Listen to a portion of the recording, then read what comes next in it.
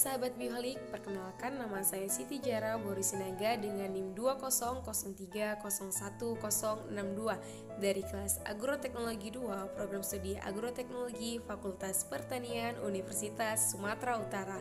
Nah, sahabat Bioholik, di video kali ini saya akan melakukan praktikum mengenai transportasi zat hara pada tumbuhan. Nah, transportasi zat hara pada tumbuhan adalah suatu proses pengeluaran atau pengambilan zat-zat terlarut dalam proses metabolisme tubuh tumbuhan.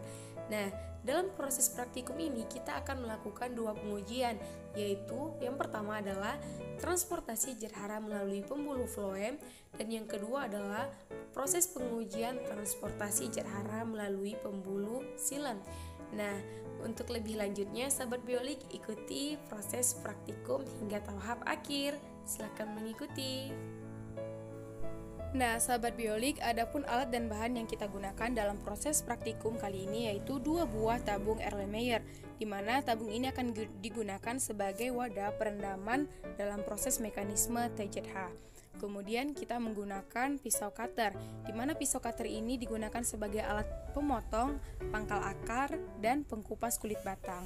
Kemudian kita menggunakan stik pengaduk yang digunakan sebagai alat pengaduk dalam proses pembuatan larutan eosin. Kemudian dalam proses ini kita menggunakan penggaris, di mana penggaris ini sebagai alat pengukur tinggi tanaman, seberapa tinggikah proses mekanisme penyerapan transportasi yang terjadi pada hasil percobaan.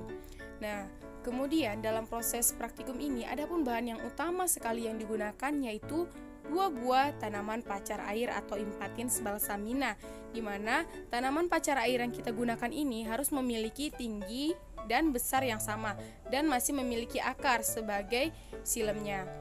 Kemudian dalam proses praktikum ini larutan eosin yang digunakan digantikan dengan larutan pewarna makanan berwarna merah. Nah, dalam proses pembuatannya kita menggunakan 2 bungkus pewarna makanan berwarna merah yang kemudian akan dicampurkan dengan air. Selanjutnya kita menggunakan vaselin yang akan dioleskan pada permukaan silem dan floem dalam proses mekanisme transportasi zat hara. Nah, kemudian kita menggunakan stopwatch, di mana stopwatch ini kita gunakan sebagai alat pengukur waktu dalam proses mekanisme transportasi zat hara. Kemudian kita memasuki tahap prosedur percobaan, di mana dalam proses prosedur percobaan ini kita menggunakan 2 buah tanaman pacar air yang telah disediakan terlebih dahulu, di mana kita akan melakukan 2 pengujian. Nah, pertama sekali kita akan melakukan pemotongan pangkal akar pada 2 buah tanaman Impatiens balsamina. Nah, setelah dilakukan pemotongan kedua pangkal akar dari kedua tanaman, selanjutnya kita melakukan pengkupasan kulit batang tanaman dengan tinggi 3 cm dari pangkal akar yang telah dipotong tersebut. Kemudian ini adalah pangkal akar yang telah dipotong dan kulit batang yang telah terkupas. Nah, kemudian kita memasukkan pewarna makanan ke dalam 2 tabung Erlenmeyer. Kemudian kita akan melakukan proses penambahan air secukupnya ke dalam 2 botol tabung Erlenmeyer. Nah, telah selesai larutan eosin. Nah, sahabat Bioholik, larutan eosin telah selesai disiapkan.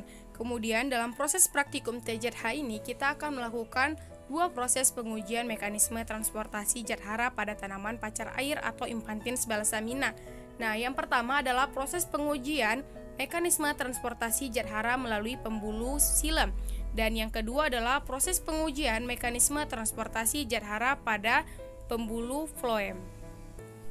Nah, sahabat Bioholik, proses pengujian mekanisme transportasi zat hara yang pertama sekali kita lakukan adalah proses mekanisme transportasi zat hara melalui pembuluh floem. Nah, karena melalui pembuluh floem, maka kita akan melakukan pengolesan vaselin ke permukaan pembuluh silem, sehingga proses transportasi melalui pembuluh silem tertutup. Jadi yang berjalan adalah proses mekanisme TZH melalui pembuluh floem. Kemudian proses pengujian yang kedua adalah melalui pembuluh silem. Nah, karena melalui pembuluh silem, maka yang akan kita lakukan pengolesan yaitu pada permukaan pembuluh floem, sehingga proses mekanisme transportasi zat hara yang berlangsung adalah melalui pembuluh silem. Nah, kemudian kita akan melakukan pengolesan vaselin pada permukaan pembuluh floem. Nah, setelah selesai kita lakukan pengolesan vaselin, sehingga selanjutnya kita akan melakukan proses pendiaman selama 30 menit. Oke, sahabat biolik, kita ikuti selanjutnya.